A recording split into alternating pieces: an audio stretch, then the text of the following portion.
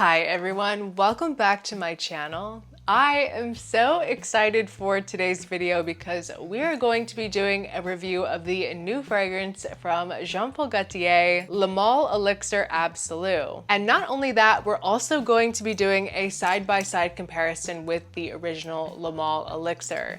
So I can tell you guys what are the differences between the two and which one do I think is better. So the first ELIXIR was launched back in 2023, and I don't know if you guys remember, I did do a video on this and I was not that impressed with it. I didn't hate it, but I thought that it was way overhyped. Like the amount of praise that it was getting, I didn't think it was deserved. And over the years, spending more time with it, I did realize that it is a fragrance that I actually do dislike. And so because of that, I didn't really have the highest hopes for the new ELIXIR ABSOLU, but I do have to say before we get into it that I do actually really like this. Like I like it a lot. I was really shocked at how much I do enjoy this. So this is a 2025 release and it is described as an aromatic woody fragrance with depth and a refined texture. We have a new bottle design. It is pretty similar, but it's just solid gold. I do prefer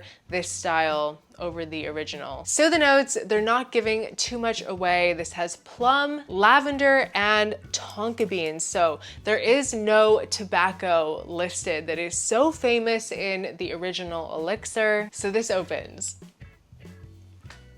Yeah, guys, this is what I like. It's so smooth, kind of like cashmere-esque. It's just on another level. It is so creamy with a lot of warmth and almost a bit of nuttiness too. With a hint of this kind of plummy fruitiness. In the opening, the plum is barely there. It does make more of an entrance into the mid, but you do detect it right in the opening too, which is just so, I love it. It is sexy and yummy, very put together, but the ultimate word is smooth. Now, the original ELIXIR, I found to be very intrusive, like kind of screechy, very like in your face, and just a little bit too punchy. And it comes off more like this minty, aromatic lavender, but it has this really big presence of creamy sandalwood. It's a very creamy scent. It's very comforting and not as sweet as the original ELIXIR, not over the top sweet. It's a bit benzoic and balsamic, more so than the original ELIXIR. And once again, it just doesn't have this screechiness that the original ELIXIR has. I'm gonna spray it now, because why not? We're here. There's just something about the opening of Le Male ELIXIR that just really turns me off. I don't know what it is. I know that this is a very popular fragrance. I know there are so many people, and probably many of you that are watching me now, that adore this fragrance. Do not get offended by what I'm saying. I always recommend, always encourage everyone that watches me to wear what makes them feel confident, and I truly believe that we can disagree and still be friends at the end of the day.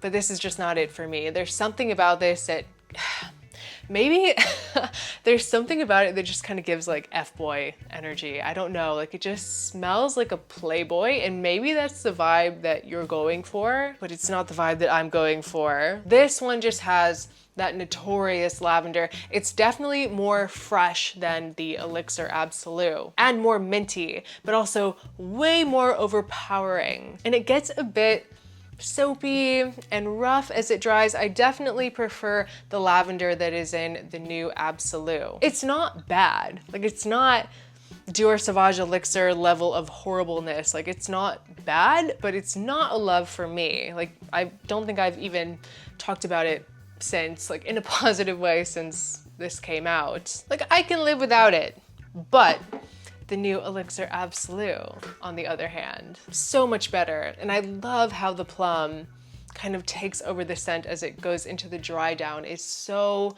gorgeous. It almost smells like this was created for like true frag heads. Like it's something so special feeling in the designer world. And there's something kind of cumin-esque in here too.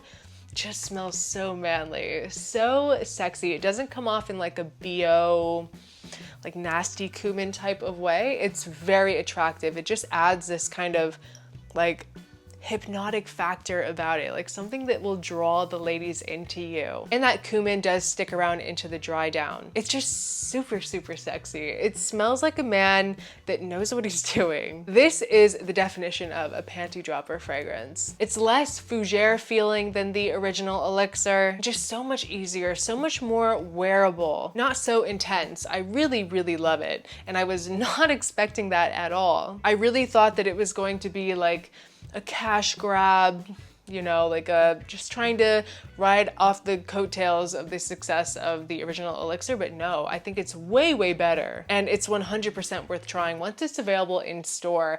Now, this smells to me like a winter fragrance. I will say that the original Elixir feels a bit more versatile. You could probably wear it in different scenarios. This smells like just a very iconic fall and winter scent that you could wear going into spring, but there's something about the plum that just gives it this like edge that feels like the colder weather, the colder seasons.